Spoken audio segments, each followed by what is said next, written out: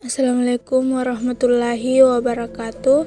Alhamdulillah, salam sejahtera untuk kita semua. Semoga kita semua sehat walafiat. Baiklah, saya Hasrawati Lamua, Fakultas Matematika dan Ilmu Pengetahuan Alam, jurusan Pendidikan Biologi ACP. Dengan kesempatan kali ini saya akan memaparkan materi tentang dinamika historis dan urgensi wawasan Nusantara sebagai konsep dan pandangan kolektif bangsa Indonesia dalam konteks pergaulan dunia. Dalam materi ini ada 4 pokok pembahasan, yaitu yang pertama, hakikat wawasan Nusantara, yang kedua, mengapa wawasan Nusantara itu penting, dan yang ketiga, sumber-sumber yang melatar belakangi berkembangnya konsep wawasan Nusantara terdiri dari sumber historis, sumber sosiologi, sumber politis, dan beserta contohnya. Yang keempat, jelaskan bagaimana dinamika dan tantangan wawasan Nusantara. Baiklah, untuk mempersingkat waktu, kita mulai pokok pembahasan pertama, yaitu hakikat wawasan Nusantara.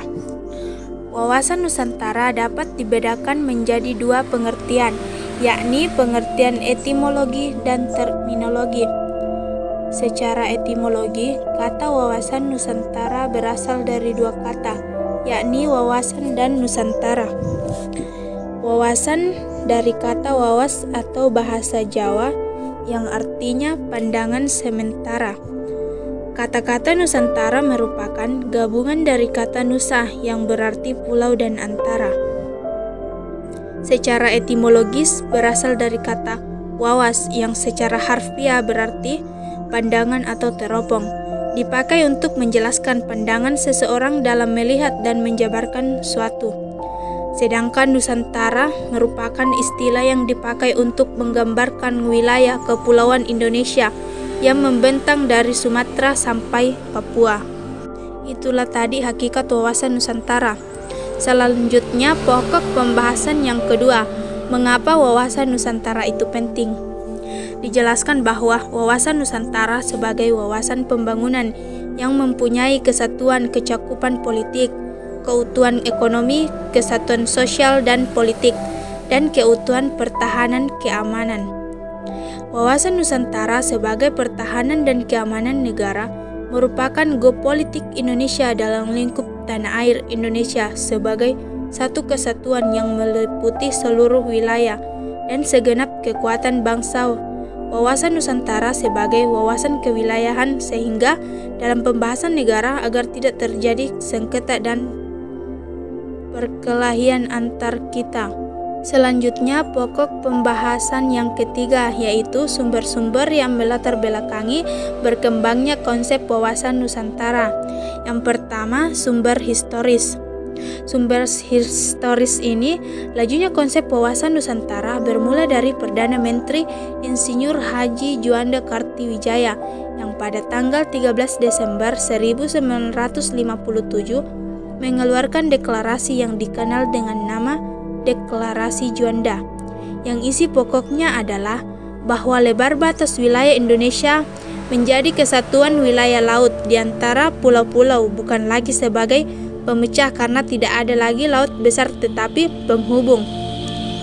Contoh sumber historis ini yaitu dikeluarkan Deklarasi Juanda. Yang kedua, sumber-sumber yang melatar belakangi perkembangannya konsep wawasan di Nusantara yaitu sumber sosiologi.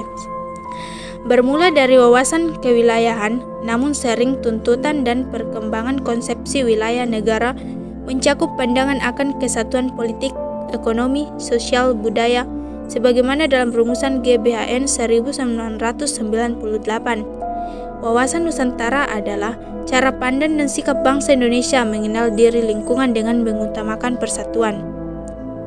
Contoh dari sumber sosiologis, rumusan GBHN 1998. Yang ketiga, sumber-sumber yang melatar belakangi perkembangan konsep wawasan Nusantara yaitu sumber politis.